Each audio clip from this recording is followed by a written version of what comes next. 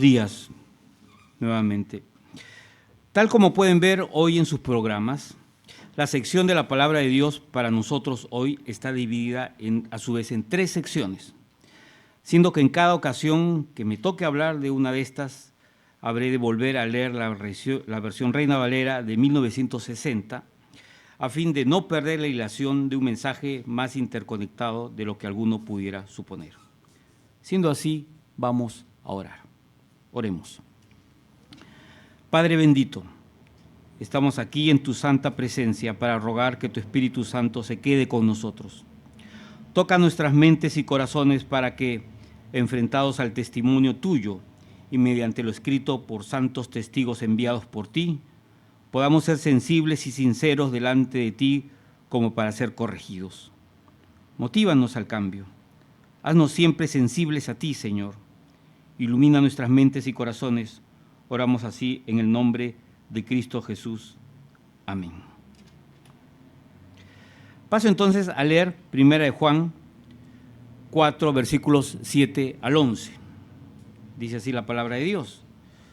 Amados, amémonos unos a otros, porque el amor es de Dios. Todo aquel que ama es nacido de Dios y conoce a Dios. El que no ama no ha conocido a Dios, porque Dios es amor. En esto se mostró el amor de Dios para con nosotros, en que Dios envió a su Hijo unigénito al mundo para que vivamos por Él. En esto consiste el amor, no en que nosotros hayamos amado a Dios, sino en que Él nos amó a nosotros y envió a su Hijo en propiciación por nuestros pecados. Amados, si Dios nos ha amado, así debemos también nosotros amarnos unos a otros. Tenemos aquí en apenas 5 versículos que la palabra amor, ágape, es repetida en 13 ocasiones. Esto, según un acercamiento inductivo al texto bíblico, significa que nos encontramos ante el tema central, el amor. Pero necesitamos hacer ciertas aclaraciones y plantearnos premisas imprescindibles para comprender todo el texto que hoy nos toca comprender. En primer lugar, Primera de Juan es una carta universal, no una carta dirigida por el apóstol a una congregación en lo específico, como hace Pablo con Romanos o Corintios. Así, el contexto del mensaje no es el de una situación aislada que caracteriza a una sola congregación.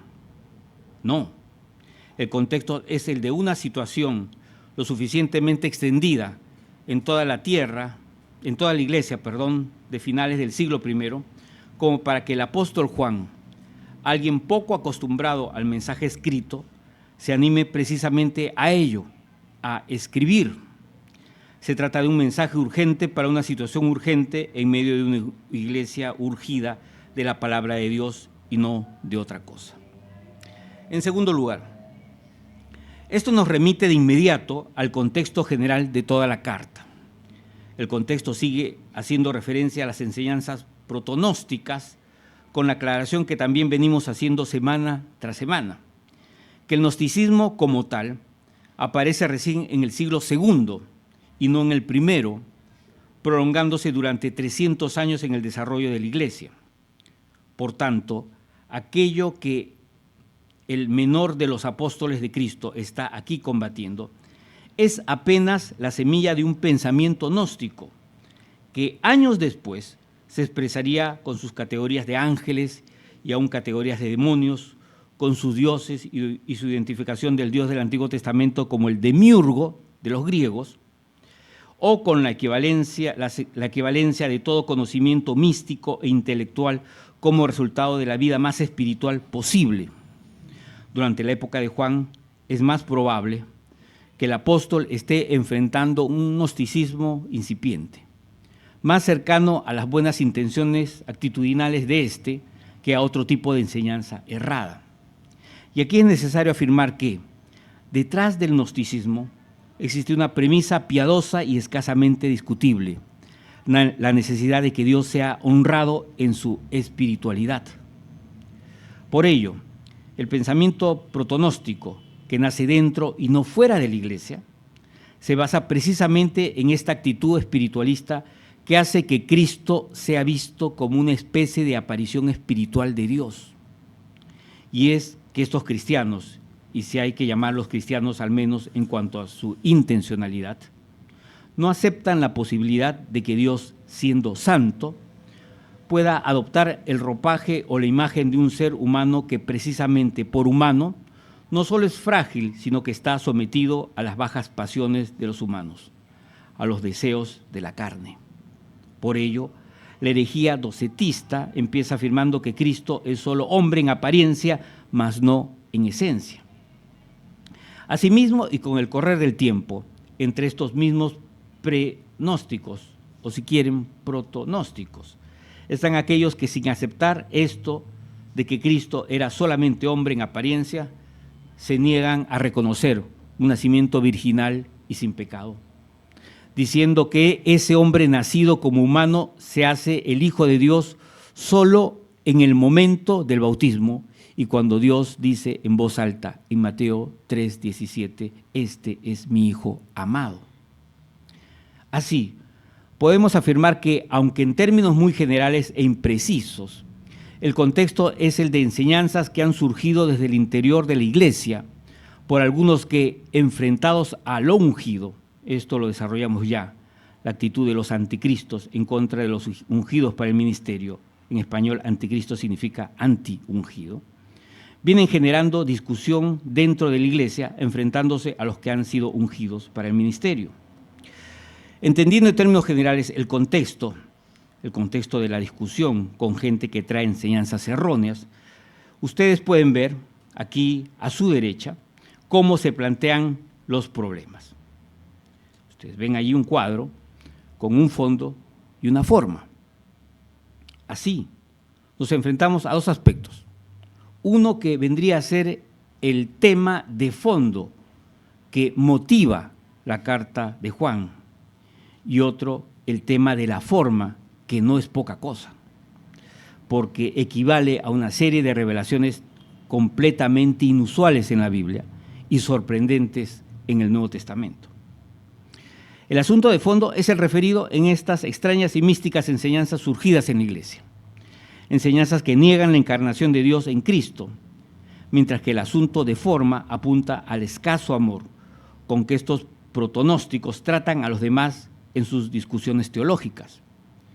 Y es que si bien Primera de Juan es la epístola novotestamentaria sobre el amor, lo es porque surge debido a una situación en cuanto al amor, la situación de estos discutidores infraternos identificados con aquellos que nosotros llamamos protonósticos y que estaban dedicados a enseñar, entre comillas, a los demás, razón por la cual el apóstol advierte a los líderes pastorales de la Iglesia: pero ustedes tienen el Espíritu Santo con el que Jesucristo los ha consagrado y no necesitan que nadie les enseñe. Primera de Juan 2:27.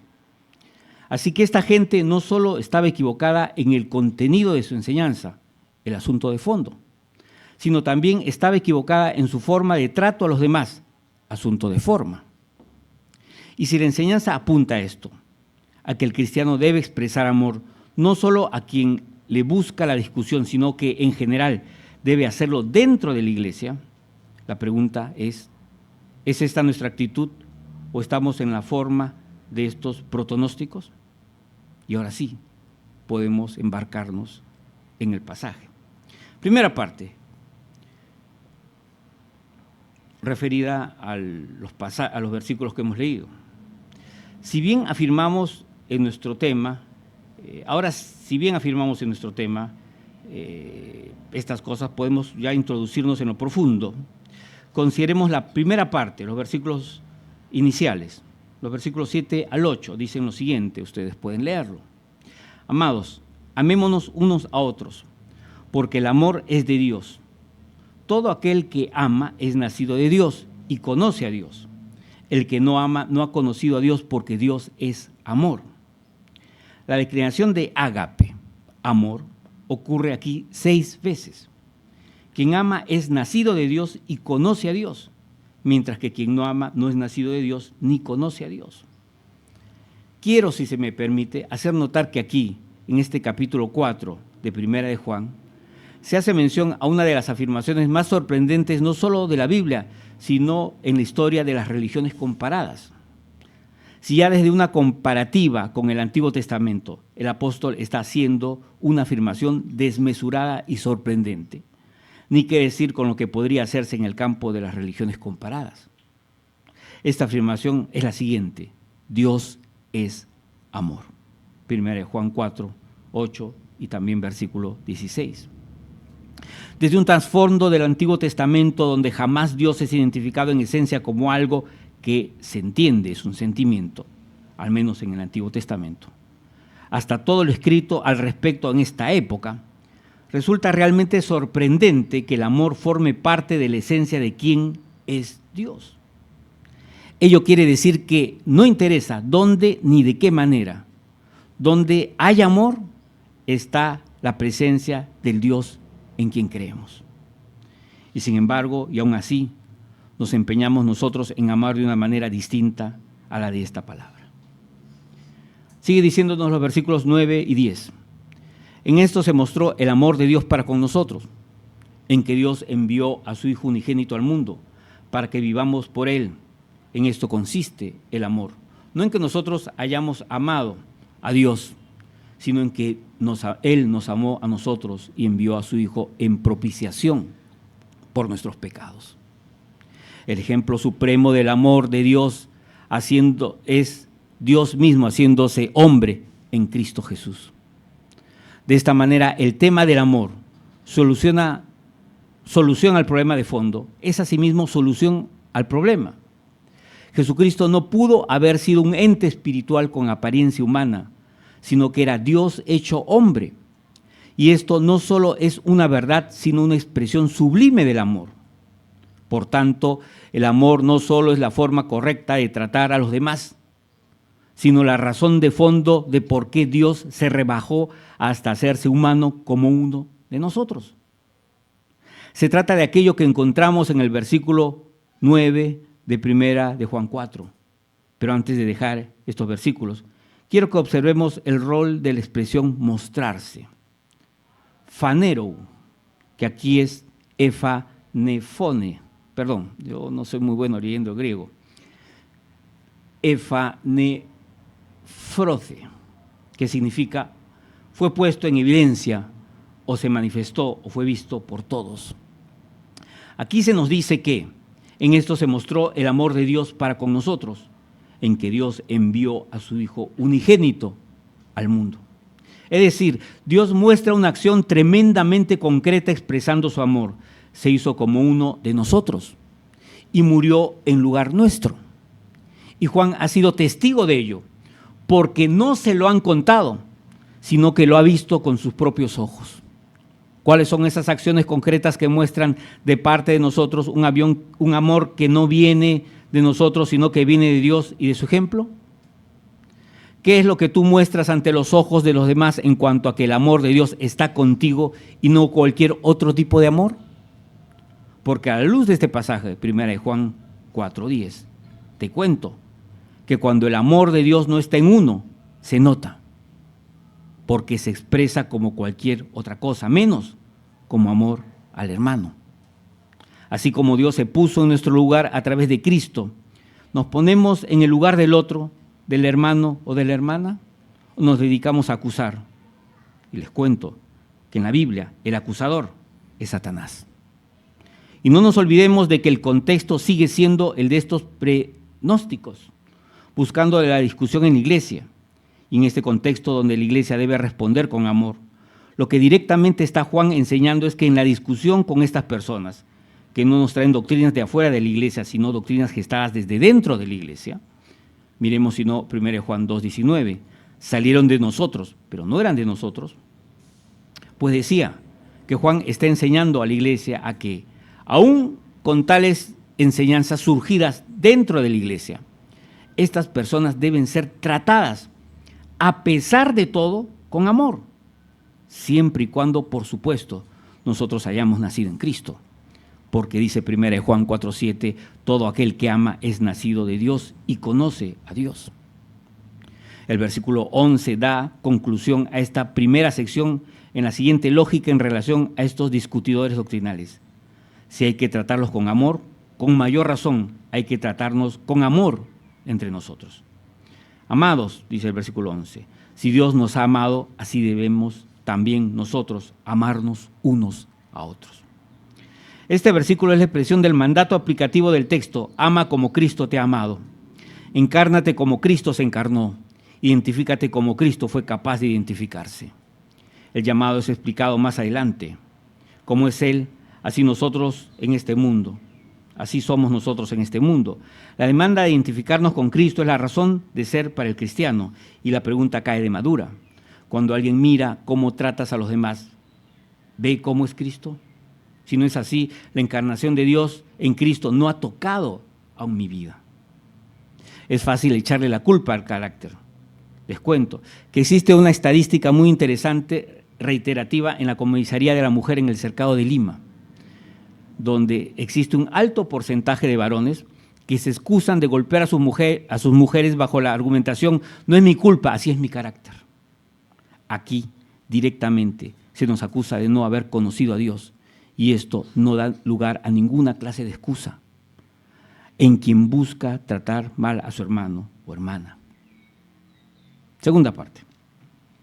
Ahora nos toca considerar la segunda parte de este mensaje, la intervención del Espíritu Santo. Leamos el versículo 12 al 17.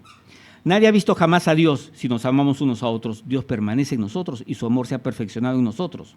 En esto conocemos que permanecemos en Él y Él en nosotros, en que nos ha dado de su Espíritu, y nosotros hemos visto y testificamos que el Padre ha enviado al Hijo, el Salvador del mundo. Todo aquel que confiesa que Jesús es el Hijo de Dios, Dios permanece en Él y Él en Dios. Y nosotros hemos conocido y creído el amor que Dios tiene para con nosotros. Dios es amor. La segunda vez que se afirma esta cosa tan increíble. Y el que permanece en amor, permanece en Dios y Dios en Él. En esto se ha perfeccionado el amor en nosotros, para que tengamos confianza en el día del juicio, pues como Él es, así somos nosotros en este mundo. Aquí existe la deliberada reiteración del verbo permanecer, meno en griego. Nadie ha visto jamás a Dios. Si nos amamos unos a otros, Dios permanece, se declina meno, en nosotros, y su amor se ha perfeccionado en nosotros. 1 Juan 4:12. ¿Por qué, a pesar de lo claro que significa el mensaje de que tenemos que mostrar amor aún a quienes nos discuten, la palabra de Dios habla de permanecer? Menos significa esperar, morar, permanecer. Se trata de una permanencia pasiva que insiste en quedarse quieto uno y en un estado determinado. Pues esta mención se debe a que los seres humanos somos inconstantes. Es imposible que, a pesar de habernos decidido por mostrar el amor de Dios, porque Dios es amor, seamos capaces de no permanecer en dicho estado. Y sin embargo, en esta sección se confirma algo que pensábamos ya estaba completamente explicado y completamente ejemplificado en la sección anterior. Si Dios se puso en nuestro lugar haciéndose hombre y muriendo en esa cruz donde debimos estar nosotros, también nosotros debemos ponernos en el lugar del otro y no acusarlo, sino amarlo. Y sin embargo, esto aquí no es suficiente. Se necesita permanecer en Dios. Dios nos ha dado de su Santo Espíritu, en 1 Juan 4:13, y su amor se ha perfeccionado en nosotros cuando mostramos que somos capaces de amarnos unos a los otros, 1 Juan 4:12. Y aquí el mensaje no deja de ser profundo, pero simple a la vez. Si ante los ojos ajenos no somos capaces de mostrar que nos amamos unos a otros, entonces ni su Espíritu está con nosotros, ni el amor de Dios se ha perfeccionado en nosotros. Y ojo, no estoy diciendo que la condición para tener el Espíritu Santo con nosotros sea que expresemos nuestro amor. Lo que leo en esta porción de la palabra de Dios es que ese Espíritu Santo no quiere completar su obra en nosotros cuando atacamos o tratamos mal al hermano o a la hermana. En este versículo 12, Juan emplea el verbo teleio. Este verbo aquí declinado significa, en su forma más original, completar.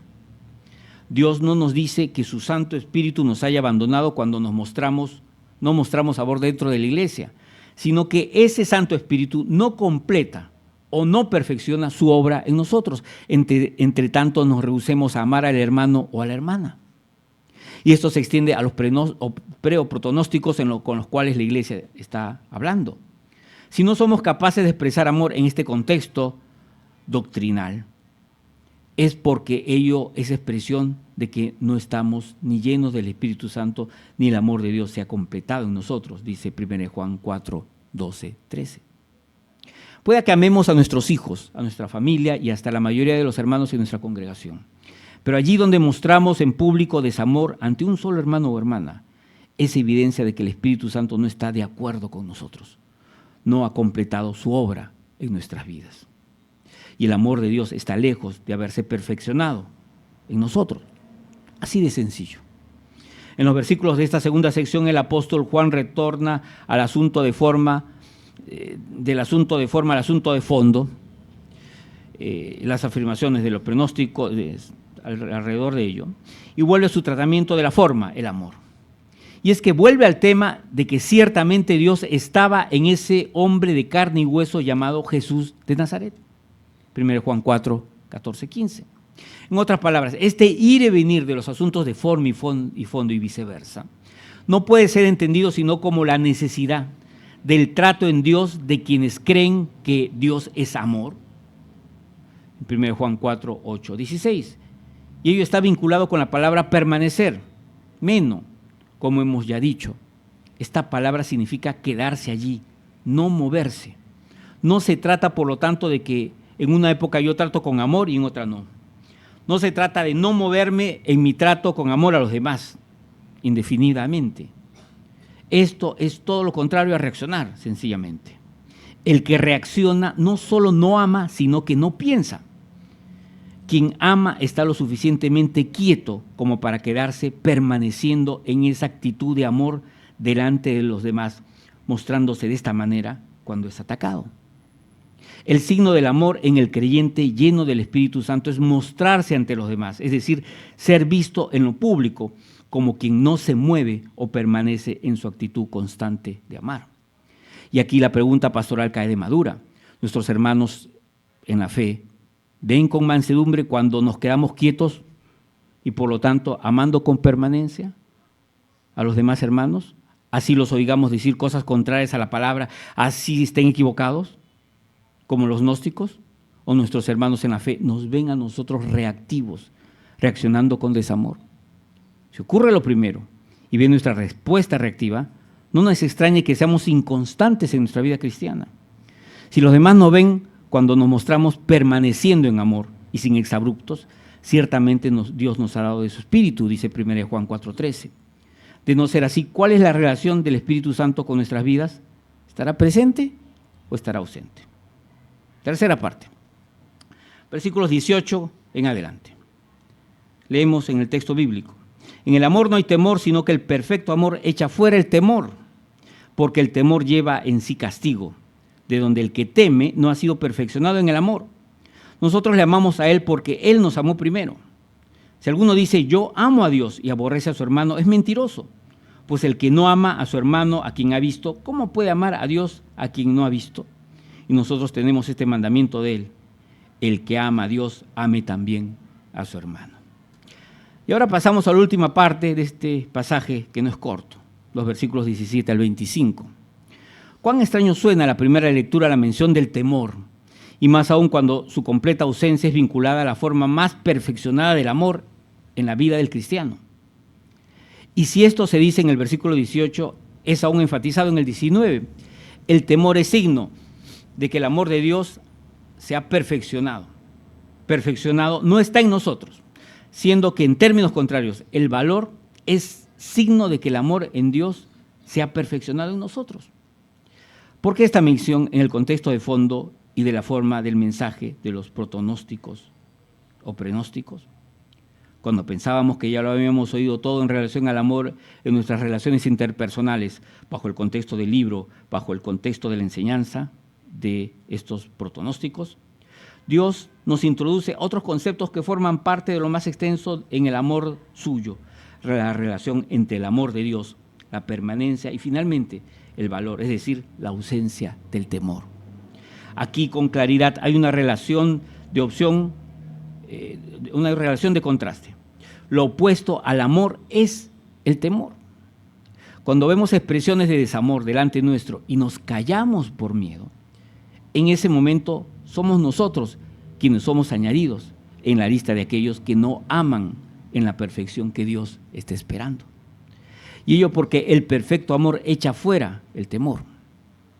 Y es que hasta la sección anterior, el amor parecía cosa de débiles, de gente pasiva que debe quedarse sentada con las manos cruzadas diciendo te amo a cuanta persona le pase por delante suyo, tal como los hippies hacían en la California de los Estados Unidos de los años 60.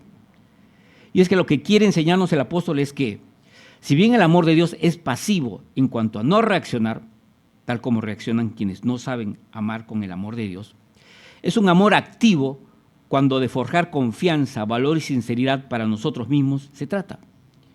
Y en lo específico es un amor activo cuando de no temer se trata.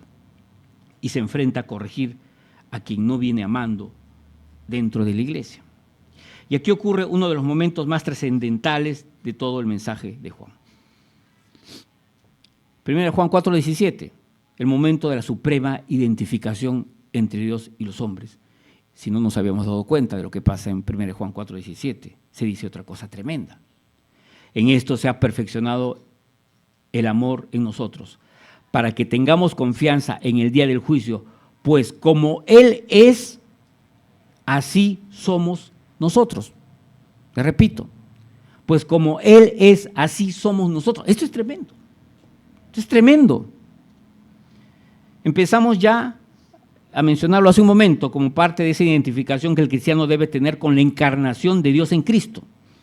Ya no se trata solo de que nuestra relación con Dios se perfecciona cuando tratamos con visible e idéntico amor al hermano, sino que ello ocurre con un propósito concreto, para que comparezcamos ante el juicio de Dios con la mayor de las confianzas.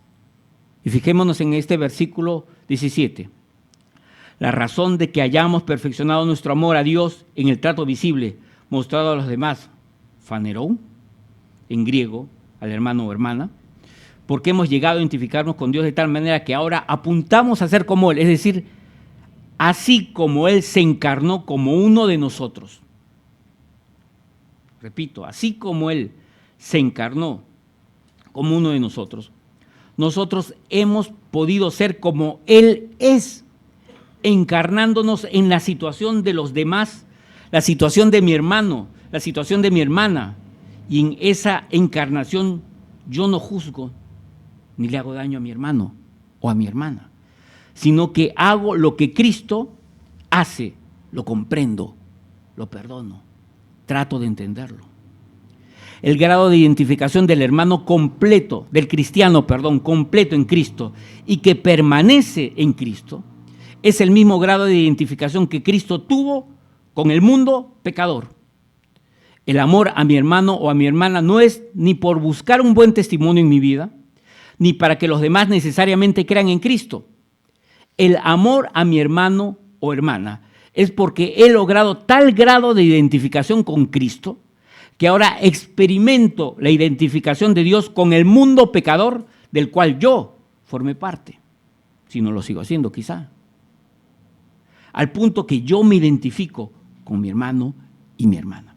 Si Él se encarnó pensando en mí y pensando en esa cruz donde yo debía estar, yo debo encarnarme en la situación de mi hermano y de mi hermana y ponerme en el lugar de mi hermano y de mi hermana y amar a mi hermano y a mi hermana y tratar de comprender a mi hermano y a mi hermana. Y esto se nota. Phanerou, dice en griego, o sea, no es asunto privativo, no es un sentimiento que guardo en el corazón. Como recuerdo, dice la letra en inglés de una canción famosa por ahí, ¿no? Tengo un sentimiento que guardo en mi corazón. Y si esto se muestra y se nota, los demás deben de verlo. No somos cada uno de nosotros los llamados a evaluar, por lo tanto, qué tanto amamos a nuestros hermanos o hermanas. Son los demás, mis hermanos y mis hermanas, quienes están llamados y llamadas a evaluar qué tanto yo expreso de ese amor a Dios en mi congregación. Si ellos me aprueban, estaré aprobado.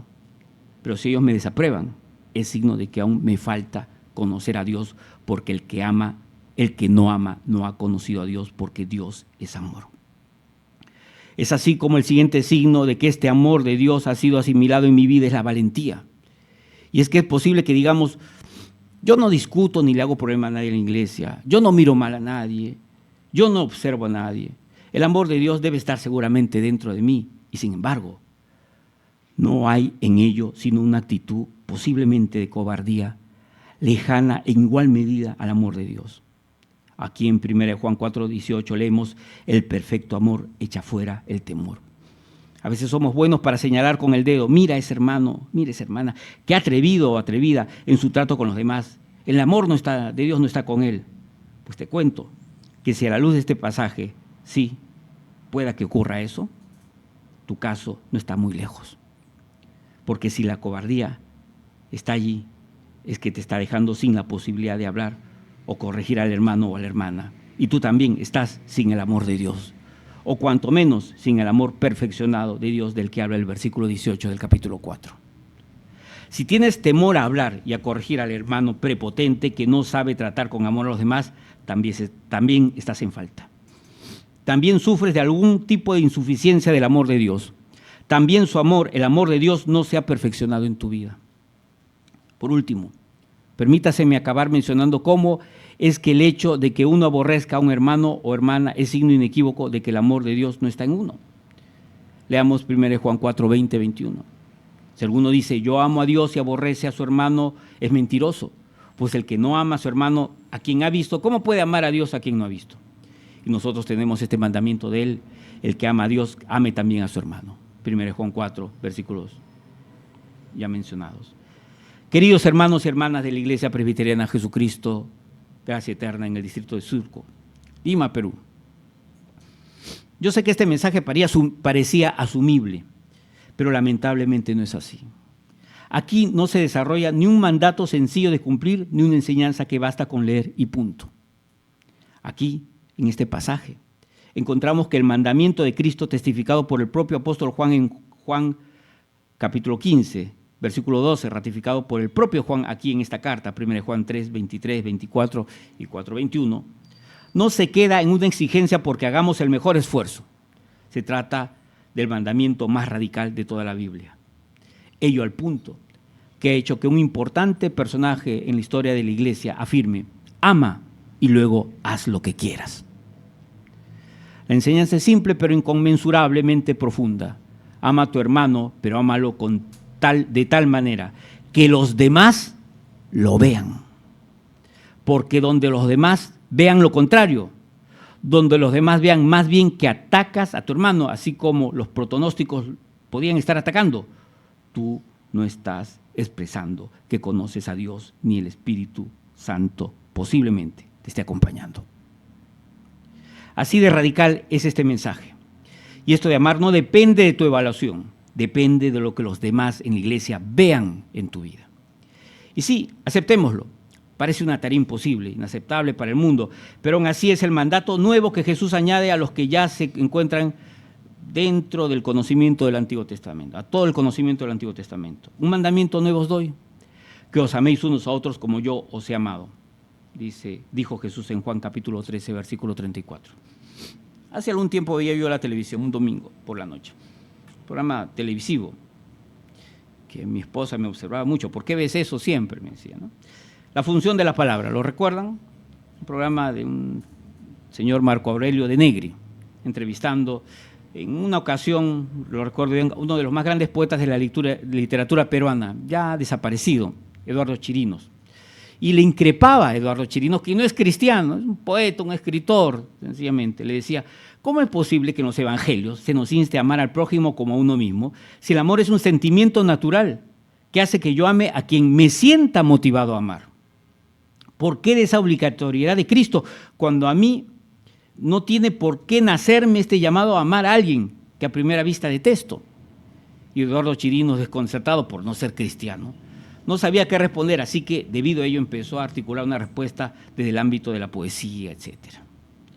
Cuando les cuento esta anécdota televisiva, intento decirles que cuando el mundo no cristiano le parece inconcebible que debamos amar a los demás, aquí Dios nos sorprende diciéndonos que Él mismo es la esencia misma del amor, que Él es el amor, y que el que no ama no ha conocido a Dios.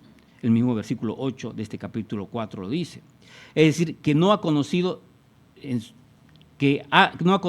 su esencia en su vida. Si no somos capaces de amar bajo estas condiciones, no será porque aún no nos hemos entregado por completo a Cristo. Si nos gana la reacción reptilesca y no tenemos ni reparos ni escrúpulos en que nos vean a reactivos y atacando directamente a otras personas, ¿no será que aún no conocemos por completo a Dios? Y lo digo en una iglesia supuestamente presbiteriana, donde más de uno suele ser cristiano casi por herencia. El que no ama no ha conocido a Dios, porque Dios es amor. Cuando no nos amamos dentro de la iglesia, les digo una cosa, se nota. Quiero acabar con algo que ya les dije, esta evaluación de que si amamos o no, no nos corresponde a nosotros, es ajena, es decir, es la evaluación del otro. Esta es una de las razones por las que aquí se ha hablado del juicio, 1 Juan 4:17. Así que nuestro amor será sometido al enjuiciamiento de los otros, siendo que de plano el principal de nuestros enjuiciadores es Dios mismo. Y la pregunta es sencilla. Si los demás me ven amando a mi hermano o a mi hermana, ¿se dirá que conozco a Dios? Pero si los demás, evidentemente será así, pero si los demás no ven esto, ¿podrá acaso decirse lo contrario? Recuerdo una historia que posiblemente ustedes conozcan, la historia del minero alemán del siglo XIX. Él se ausentaba de su casa por 1 o 2 semanas para descansar luego en casa otro par de semanas. En cierta ocasión empezó a encontrar un abundante mineral. Había dado con una veta importante, por lo que no regresó a casa en más de 2 meses.